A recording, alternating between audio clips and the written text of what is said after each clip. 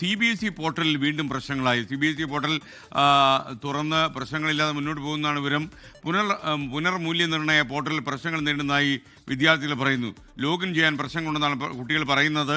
വിനീത വിജയ് ടെലിഫോണിൽ. വിനീത, വിവരങ്ങൾ.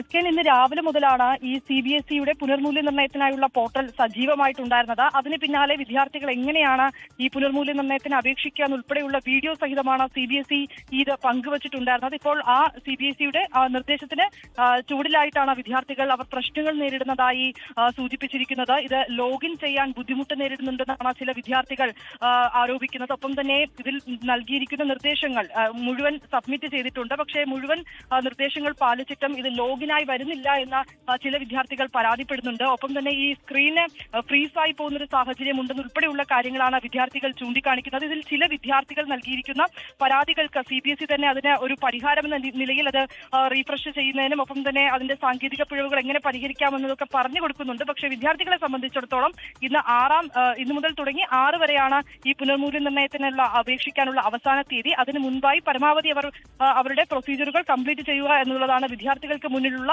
ഒരു പോംവഴി. അതുകൊണ്ട് തന്നെ കൂടുതൽ വിദ്യാർത്ഥികൾ വളരെ പെട്ടെന്ന് തന്നെ ഈ പുനർമൂല്യനിർണ്ണയമായി